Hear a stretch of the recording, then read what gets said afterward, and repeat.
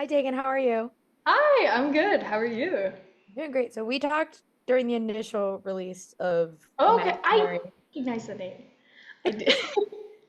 but it's now has come out, and I had talked at the time a lot about how all of the journalists in the room kept going Chauncey every time that the bear did anything. But what has been your favorite reaction since the release of people like either talking about the bear or just talking about the movie as a whole?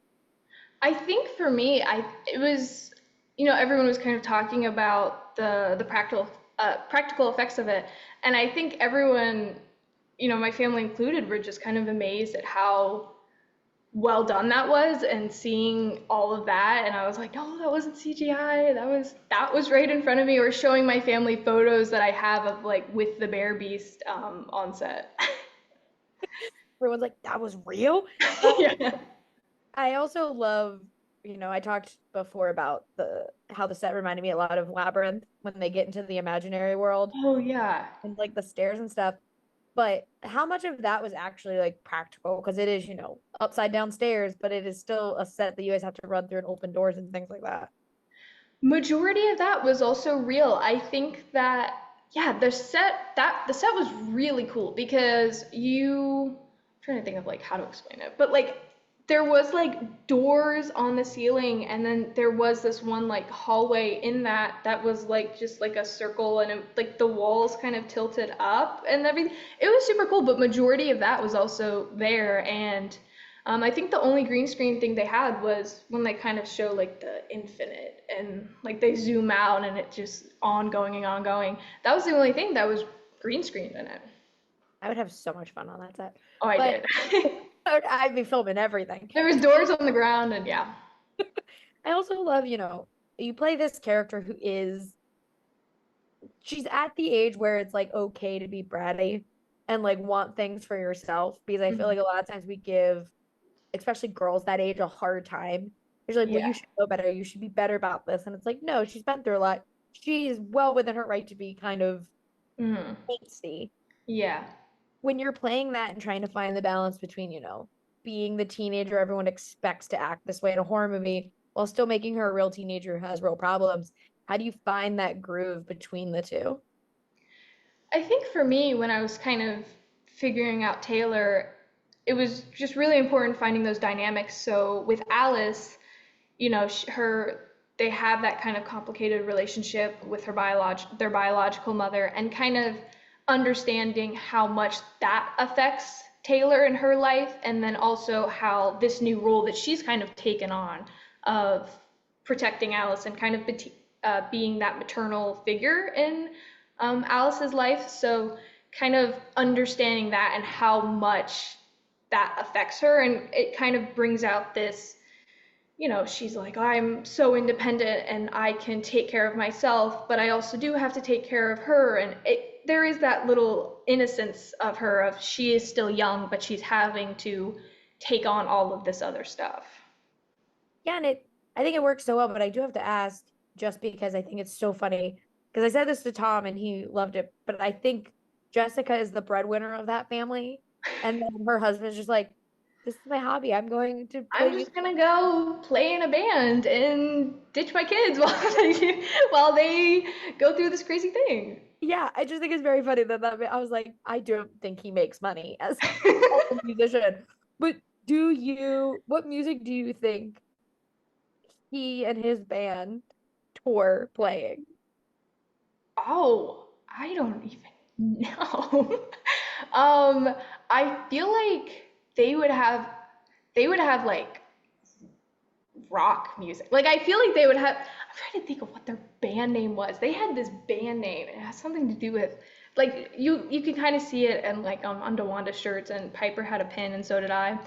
But it was something of like it was like a hard rock name. Like it's something that would give me the vibes of like a da, da, da, like that kind of, Yeah. yeah.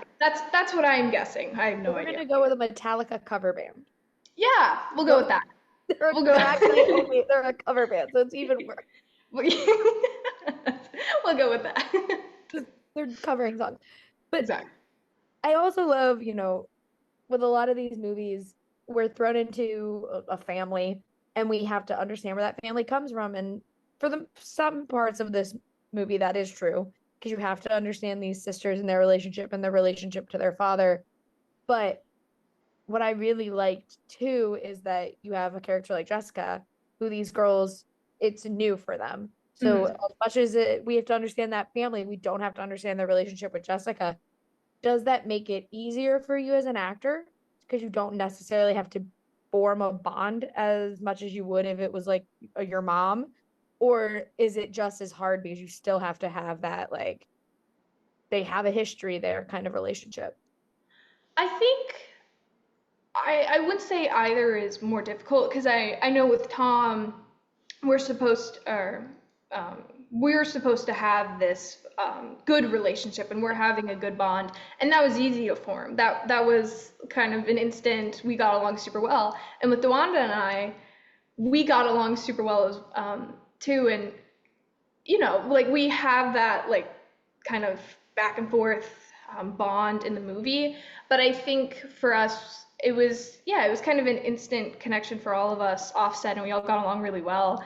And then when we're filming, we're like, okay, let's forget about all that. Now we're going to be pretty mean and bratty. But yeah, and then when we cut, it's kind of all back to normal and fun and nice. You're like, we're nice to each other. Well, Yeah. I had said this question because I'm going through The Walking Dead for the first time, and so when I talked to Tom, I was like, or I'm like finishing it for the first time. I had watched it and then stopped, and so when I was talking to Tom, I was like, would you rather take on like Walker's serial killer dad or Chauncey? And he was just like, well, not the dad. That's hard.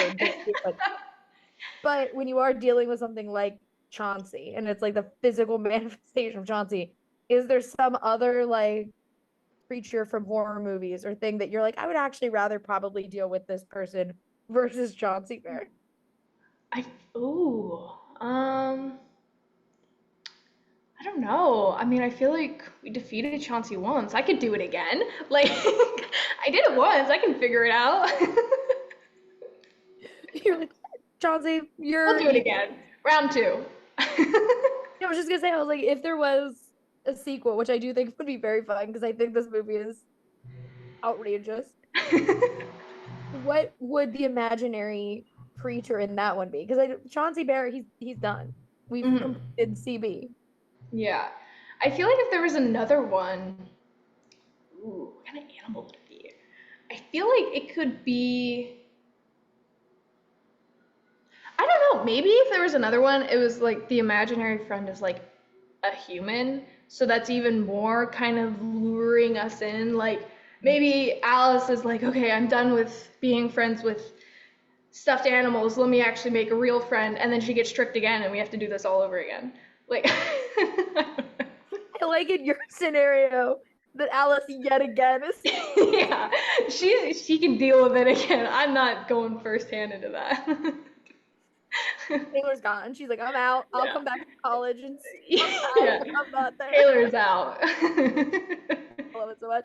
Thank you so much for talking with me today. I really appreciate it. And if people haven't met Chauncey Bear, I can't wait for them to meet Chauncey. Yes, yes. Thank you for having me. Thank you. Have a great one.